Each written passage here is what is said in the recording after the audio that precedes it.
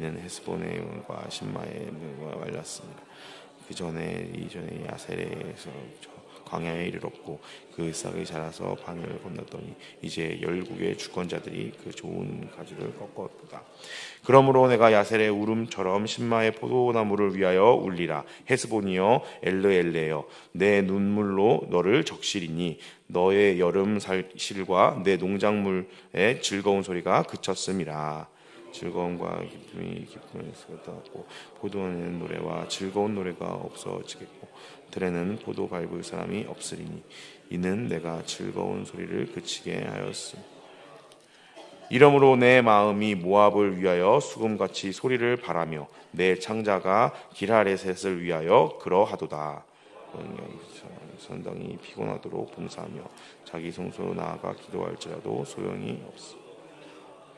이는 여호와께서 오래전부터 모압을 들어 하신 말씀이거니와 이제 여호와께서 말씀하여 이르시되 품굿에 정한 때가 같이 3년 내에 모압의 영화 그 큰 무리가 능욕을 당하리니 그 남은 수가 심히 적어 보잘것없이 되리라 하시도다.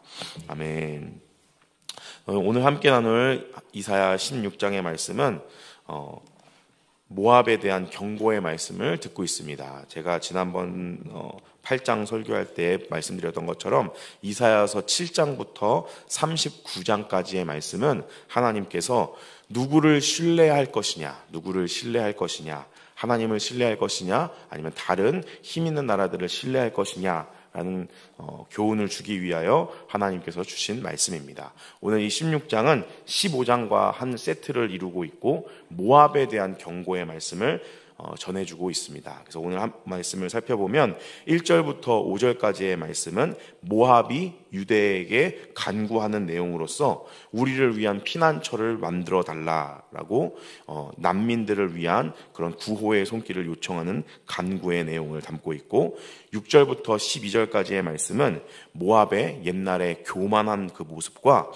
이 미래에 당할 고난으로 인하여서 몰락한 그 현재의 상태들을 대조함으로 이들이 얼마나 비참한 현실에 처하게 될 것인지에 대한 내용을 담고 있고 마지막 13절과 14절 말씀은 이 예언이 3년 내에 적용이 될 것이다 라는 내용으로 이루어져 있습니다. 그래서 이 예언의 목적은 전체적인 이런 국제 정세를 고려해서 서로 국가의 이익을 위하여서 교만한 모압과 결탁하는 어리석음을 책망하고 유일한 희망이 되신 예수 그리스도 하나님 아버지를 신뢰하라라고 이 하나님의 백성들에게 경고하는 그런 내용을 담고 있습니다. 오늘 이 말씀의 주제를 가지고 함께 하나님의 은혜를 나누도록 하겠습니다. 먼저 1절 말씀을 보도록 하겠습니다. 1절 말씀 제가 다시 한번 읽어드리겠습니다. 너희는 이 땅 통치자에게 어린 양들을 들이되 셀라에서부터 광야를 지나 딸 시온 산으로 보낼지니라. 아멘. 여기서 나오는 이 어린 양은 모압의 대표적인 특산물을 나타내는 표현입니다. 이 모압은 굉장히 큰 평지를 이루고 있고 목초지가 푸르렀기 때문에 양들, 이 목축업이 굉장히 발달되어 있습니다. 그래서 모압이 다른 나라들과 관계를 맺을 때 특별히 강대국들과 관계를 맺을 때 곡물로서 어린 양들을 많이 바쳤습니다. 그래서 1절 말씀에는 이 곡물을 이제 이스라엘에게 보내면서 큰 시온산에 우리를 위한 도피처를 만들어 주세요라고 요청하는 간구의 내용을 담고 있습니다. 그래서 이 간구의 내용은 3절에서 더 구체적으로 나오는데 우리 3절 말씀 같이 한번 읽어보겠습니다. 시작. 너는 방도를 베풀며 공의로 판결하며 대낮에 밤같이 그늘을 지으며 쫓겨난 자들을 숨기며 도망한 자들을 발각되지 하지 말며. 아멘. 여기에 보면 이 구체적인 피난민들을 위한 간구의 내용으로서 방도를 베풀고 공의를 행하고 그늘을 만들고 우리를 숨기고 피난처를 요청하는 내용을 담고 있습니다. 그래서 이 유다 백성들이 모압을 위하여서 이렇게 피난처를 만들고 또 이들의 간구의 내용을 들어줘야 하는 이유에 대하여서 모압 사람들이 어떤 근거를 대고 있냐면 바로 다윗 왕국의 이 언약을 말하고 있습니다. 5절 말씀에 보면 갑자기 뜬금없이 이 모압 사람들이 유대인들에게 말하는 내용인데 다윗의 장막이라는 단어가 등장합니다. 이 다윗의 장막은 이스라엘 백성들에게는 하나님께서 다윗에게 너의 왕조가 영원히 서리라 라는 다윗의 언약을 떠오르게 하는 단어이지만 이방 사람들에게는 사실 그러한 특별한 의미가 없습니다. 유대인들도 아닌 이 모압 사람들이 갑자기 이 다윗의 장막을 이야기하는 이유는 굉장히 좀 특별한 이유가 있기 때문에 그렇습니다. 왜냐하면 지금 이 국제 정세 속에서는 모압만 이런 어려운 일을 당하는 것이 아니라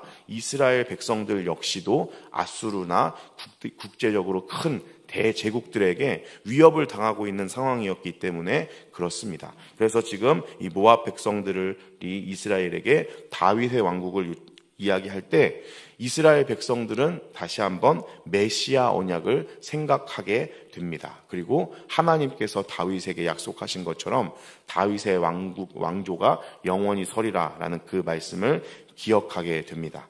하나님께서 이 모압 백성들을 통하여서 이스라엘에게 이 말씀을 하시는 이유는 하나님께서 이 흔들리는 국제 정세 속에서 다른 것들로 인하여서 믿음이 흔들리지 말고 하나님만을 바라볼 것을 이스라엘 백성들에게 교훈하시기 위함입니다. 그래서 믿음이라는 것은 내가 현재 당하는 일이 하나님께서 나에게 허락하셨다는 것을 믿음으로 받아들이고 이 현실을 내가 수긍하듯이 앞으로 미래에도 똑같이 하나님의 주권적인 계획 속에서 나는 안전할 것이다 라는 것을 보는 것이 믿음이다 라는 것을 우리가 살펴볼 수 있습니다. 히브리서 11장 1절 말씀에 믿음은 바라는 것들의 실상이요 보이지 않는 것들의 증거니라고 우리에게 말씀해주고 있습니다. 사랑하는 우리 동강교회 성도 여러분, 우리 예수님 믿는 사람들은, 하나님의 백성들은 우리의 눈앞에 펼쳐진 현실 때문에 결코 좌절하거나 무너질 수 없습니다. 왜냐하면 하나님께서 우리에게 아름다운 미래를 약속해 주셨기 때문입니다. 하나님께서는 우리에게 아름다운 하나님의 나라, 하나님께서 친히 다스리시는 완전하고 평화롭고 가장 우리가 행복할 수 있는 나라를 약속해 주셨습니다. 우리의 인생을 결국에는 그 하나님 나라로 인도하시겠다라는 것이 성경을 통하여서 하나님께서 우리에게 주신 약속의 말씀입니다. 이 약속의 말씀을 믿음으로 받아들이는 것이 신앙생활입니다. 그렇기 때문에 내가 이 믿음의 약속의 말씀처럼 나의 앞에 하나님의 나라가 펼쳐지지 않고 나의 앞에 고난과 역경이 찾아온다 할지라도 그 눈앞의 현실에 굴복하지 않고 믿음을 지키면서 그 하나님의 나라를 바라보며 살아가는 것이 바로 신앙생활입니다. 그래서 우리가 그 가운데 흔들리고 연약한 인간이기 때문에 무너지기 때문에 하나님의 말씀을 묵상하고 기도의 자리에 나아가므로 하나님 나의 연약한 마음을 붙잡아 주시고 나의 흔들리는 믿음을 붙잡아 주셔서 하나님께서 약속하시는 그 하나님의 나라를 내가 바라보고 살아갈 수 있도록 해 주십시오라고 하나님께 간구하는 것이 우리의 신앙적인 생활의 행위들인 줄로 믿습니다. 사랑하는 우리 동강교회 성도 여러분, 우리 모두가 바라보아야 할 것이 무엇인지를 분명히 하시는 은혜가 있기를 축복합니다. 우리는 현실의 이러한 어려움 때문에 결코 좌절하거나 그 자리에 주저앉을 수 없습니다. 우리는 다시 일어설 수 있습니다. 세상 사람들은 어떠한 자신의 능력을 믿고 다시 일어나지만 우리는 우리의 능력보다 뛰어난 하나님의 약속의 말씀을 붙잡고 다시 일어나야 하는 줄로 믿습니다. 오늘도 이 말씀을 붙잡고 또 이 기도의 자리를 통하여서 하나님과의 깊은 교제 속에서 다시 한번 하나님의 약속의 말씀을 붙잡고 일어나게 되시는 은혜가 있기를 예수님의 이름으로 축복합니다. 네, 이어서 말씀 보도록 하겠습니다. 6절 말씀에 보면 그래서 이 모압이 예전에 어떠하였는지에 대해서 나옵니다. 6절 말씀을 제가 읽어드리겠습니다. 우리가 모압의 교만을 들었나니 심히 교만하도다. 그가 거만하며 교만하며 분노함도 들었거니와 그의 자랑이 헛되도다. 아멘. 그래서 모압이 굉장히 교만한 나라였지만 지금은 이 강대국들의 그런 힘으로 인하여서 무너지게 될 것이다 라는 것을 보여주고 있습니다. 그래서 이 모압이 자랑했던 것들이 다 헛것이 된다라고 성경은 우리에게 말해주고 있습니다. 사랑하는 우리 동관교회 성도 여러분, 우리의 삶 가운데에서도 마찬가지입니다. 우리가 하나님 외에 자랑하는 모든 것들은 다 헛것이 될 수밖에 없습니다. 하나님 외에 우리에게 갖춰져 있는 어떤 물질적인 축적이나 혹은 우리의 명성이나 혹은 우리의 능력 모두 다 하나님께서 걷어가시면 아무것도 아닌 것을 우리는 알고 믿습니다. 그래서 성경을 통하여서 우리가 확인할 수 있는 것은 가장 성경적인 것이 가장 성공적인 것이다라는 것입니다. 우리가 하나님 외에 다른 것들이 우리의 자랑이 되고 그것들이 의지할 것이 되면 하나님께서는 그것들을 흔들고 오늘 모압에게 말씀하시는 것처럼 우리의 모든 자랑이 헛것이 된다라고 성경은 우리에게 분명히 말해주고 있습니다. 그래서 우리가 가장 의지하고 우리가 자랑해야 할 것은 유일한 우리의 구원자이신 예수 그리스도인 줄로 믿습니다. 우리가 이 예수 그리스도만을 자랑하는 귀하고 복된 인생들이 되시기를 축복합니다. 그래서 이 모압의 교만에 대한 말씀을 하시고 이 모압의 교만에 비해서 이제 앞으로 펼쳐질 암울한 현실에 대해서 이야기하면서 7절 말씀에는 건포도 떡이라는 것이 등장을 합니다. 이 건포도 떡은 옛날 당시에는 잔치상에서 많이 이용되었던 잔치 떡입니다. 그래서 이 건포도 떡 하면 풍겨지는 이미지는 어떤 축제의 자리, 잔치의 자리에서 사람들이 왁자지껄하게 함께 즐거움을 나누는 그런 이미지가 이 옛날 사람들에게는 떠올랐을 것입니다. 그래서 기쁘고 풍성한 것들이 이제 그치게 될 것이다. 경고의 말씀으로서 이 이미지가 떠오르고 있습니다. 그런데 역설적이게도 이 건포도라는 이 건포도는 마른 포도입니다. 그래서 포도가 마른 것과 또한 이 건포도 떡은 옛날 당시에 이렇게 꽉 눌러서 짓이겨서 만들었기 때문에 어떠한 그런 압제 혹은 고통당하는 것을 연상시키는 이미지가 있었습니다. 그래서 하나님께서 지금 이 과거에 교만하고 자기가 자랑했던 것들이 헛되게 되는 모압을 이야기하시면서 이 건포도 떡처럼 이제 너가 당할 현실은 암울하고 압제당하고 짓눌려 버릴 것이다 라는 것을 이 이미지를 통하여서 말씀해주고 있습니다. 이 말씀은 8절 말씀에서 더 강화되어서 포도나무가 말랐다라고 하나님께서 말씀하고 계십니다. 이 포도나무라는 것은 포도 열매를 맺게 하는 과실나무이면서 동시에 기쁨과 또 즐거움과 풍요로움을 상징하는 단어입니다. 왜냐하면 포도는 한 송이에 여러 열매들이 맺히기 때문에 이것이 이 옛날 사람들에게는 풍요롭고 결실이 많은 것에 대한 이미지가 있었습니다. 그러나 이 모든 것들이 말라버리게 된다. 그래서 과거에는 교만할 정도로 많은 풍성한 것들을 가지고 있던 모압이 이제는 건포도 떡처럼 짓눌러져 버리고 포도나무가 말라버린 것처럼 아무런 자랑할 것이 남지 않는 비참한 상태에 빠지게 될 것이다라는 것을 성경은 비교해주고 있습니다. 그래서 모압이 처할 현실이 굉장히 암울하다라는 것을 우리가 살펴볼 수가 있습니다. 그러나 이 암울하고 이런 불쌍한 인생이 되어버린 이 모압에 대하여서 하나님께서는 안타까워 하십니다. 9절 말씀에 보면 하나님의 안타까움의 이야기가 나옵니다. 9절 말씀을 제가 읽어드리겠습니다. 그러므로 내가 야셀의 울음처럼 신마의 포도나무를 위하여 울리라. 헤스본이여 엘르엘레여 내 눈물로 너를 적시리니 너의 여름실과 내 농작물의 즐거운 소리가 그쳤음이라. 아멘. 이 비옥한 모든 것들이 파괴되는 그것을 보면서 안타까워하고 슬퍼하는 선지자의 울음이 나옵니다. 옛날에는 선지자는 보통 자신을 하나님과 동일시하였습니다. 그렇기 때문에 이 9절 말씀은 단순히 선지자 이사야의 애통한 마음이 아니라 하나님의 애통한 마음을 표현하는 구절입니다. 사랑하는 우리 동관교회 성도 여러분, 우리가 믿고 따르는 하나님은 비인격적인 분이 아니십니다. 어떠한 힘의 논리에 의하여서 어떠한 하나님의 어떠한 원칙에 의하여서 아무것도 막을 수 없는 비인격적인 힘이 아닙니다. 거부할 수 없는 폭력이 아닙니다. 우리의 하나님은 우는 자와 함께 우시는 하나님이십니다. 멸망당하고 또 이러한 어려움에 처한 사람들을 그저 바라보고 너가 이러한 잘못을 했기 때문에 이러한 현실을 맞닥뜨리는 것이 당연하다라고 눈 감지 않으시고 우는 자와 함께 우시는 하나님이십니다. 이 피조물인 인간과 깊이 소통하시면서 우리의 아픔과 우리의 어려움들을 공감하시는 인격적인 하나님이십니다.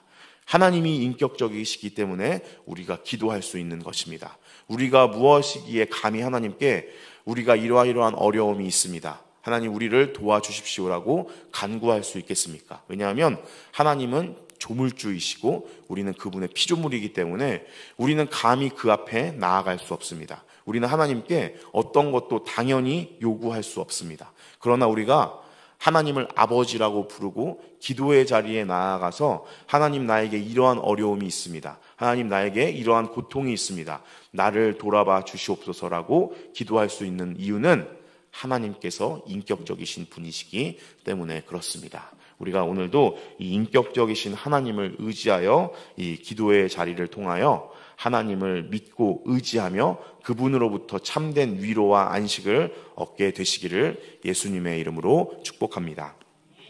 이어지는 12절 말씀을 보면 이 모압이 교만하고 그들의 모든 풍요로움도 다 헛것일 뿐만 아니라 모압 사람들의 종교 행위 역시도 헛되다라고 성경은 이야기하고 있습니다. 그래서 이 8절 말씀을 보면 12절 말씀을 보면 그들의 모든 것들이 피곤한 것이고 소용이 없음을 성경은 분명히 우리에게 알려주고 있습니다. 사랑하는 우리 동각교회 성도 여러분, 우리의 이 신앙생활도 이러한 종교 행위가 된다면 헛것이고 소용없는 것이고 우리를 다만 피곤하게 할 뿐이라는 것을 기억하시기를 바랍니다. 아까 말씀드린 것처럼 우리는 그 인격적인 하나님과 소통하고 그 하나님 안에서 안식과 평안을 누리는 것이지, 우리는 단순히 기도의 절대적인 분량을 채우고 혹은 헌금의 절대적인 분량을 채우고 혹은 나의 시간 가운데 일정 부분을 하나님께 헌신하는 것이 이 신앙생활의 전부가 아님을 기억하십시오. 그렇게 신앙생활한다면 이 모압 사람들의 종교 행위처럼 우리를 다만 피곤하게 만들고 소용없는 일이라는 것을 우리는 반드시 기억해야 합니다. 우리의 신앙생활이 하나님 앞에 값지고 영원할 수 있는 것은 우리가 그 영원하신 하나님과 소통하기 때문에 그렇습니다. 영원하신 그 하나님의 뜻을 우리가 알아가고 그 뜻에 순종하기 때문에 우리의 이 신앙생활은 의미 있고 값지게 되는 것입니다. 오늘 이 기도의 자리에 나오신 우리 성도님들은 이 사실을 기억하고 이 새벽 예배의 자리가 종교 행위의 시간이 아니라 하나님과 교제하고 그 영원하신 뜻을 알아가는 귀하고 복된 시간이 되시기를 예수님의 이름으로 축복합니다. 마지막으로 13절과 14절 말씀을 보면 이제 대가를 치러야 할 이 날이 정해져 있다. 하나님의 시나리오 속에 이제 이 3년 내에 모압이 이런 일들을 당하게 될 것이다 라는 것을 우리에게 분명하게 보여주고 있습니다. 모압이 자랑하던 모든 것들, 모압이 든든하게 갖고 있던 모든 무리들이 아무 소용이 없게 될 것이다 라는 것을 하나님께서는 분명히 이야기하고 있습니다. 내가 내 자신을 아무리 잘 보호하고 안전하게 살 만한 충분한 능력을 갖춘다 할지라도 하나님이 망하게 하시면 결국 망할 수밖에 없다라는 것이 성경이 우리에게 알려주는 교훈입니다. 사랑하는 우리 동각교회 성도 여러분, 우리가 이 인생을 통하여서 진정으로 세우고 대비해야 하는 것은 내가 노후를 안전하게 보내기 위하여서 물질적인 것을 축적하고 혹은 내가 이러한 사회적인 위치를 유지하기 위하여서 여러 영향력 있는 사람들과의 관계를 유지하는 것이 아니라 하나님을 붙잡고 그분의 뜻 안에 있는 것인 줄로 믿습니다. 우리가 아무리 많은 것들을 나의 인생을 위하여 나의 앞날을 위하여 예비했다 할지라도 하나님께서 그것을 망하기로 작정하시면 그것은 아무런 소용이 없습니다. 하나님을 거부하는 모든 자들의 최후는 망하게 되는 것뿐이라는 것을 꼭 기억하시기를 바랍니다. 그래서 오늘도 우리가 이 새벽 예배의 자리를 통하여 이 기도의 자리를 통하여 이 하나님과 소통하면서 하나님, 내가 나를 위하여 다른 것들을 준비하는 것이 아니라 영원하신 하나님과 교제하고 소통하게 하여 주시옵소서. 그리고 그 하나님의 영원한 뜻을 붙잡고 하나님의 뜻만이 영원한 줄로 믿사오니 내가 그 뜻 안에 거할 수 있도록 나의 앞길을 인도하여 주시옵소서. 나의 인생의 모든 것들을 하나님께 맡기오니 나의 인생을 책임져 주시옵소서라는 마음으로 하나님과 교제하는 복된 시간이 되시기를 예수님의 이름으로 축복합니다. 함께 기도하겠습니다. 오늘 주신 말씀을 붙잡고 함께 기도해 주시기를 바랍니다. 그리고 우리 동강교회를 위해서도 함께 기도해 주시기를 바랍니다. 우리 담임 목사님과 원로 목사님, 교육자들과 직분자들을 위해 기도해 주시고 우리 교회 사역들을 위해서도 함께 기도해 주시기를 바랍니다. 이제 전도 축제 동행이 이루어질 텐데 하나님, 우리 동강교회를 통하여 이 땅 가운데 많은 죽어가는 영혼들이 하나님을 만나고 살아나는 놀라운 생명의 역사 허락하여 주시옵소서. 우리 교회 학교부터 청년부 모든 교회 부분마다 하나님께서 은혜를 허락하여 주시고 그 모든 은혜 속에서 우리가 다른 사람들을 살리고 세우는 일을 감당하는 귀한 우리 동강교회 될 수 있도록 축복하여 주시옵소서라고 우리 교회를 위해 기도해 주시고 나라와 민족을 위하여서 세계에서 열심히 선교하시는 선교사님들을 위해서 함께 기도해 주시기를 바랍니다. 그리고 우리 주여 3번 부르시고 함께 기도하신 후에 자유롭게 돌아가도록 하겠습니다.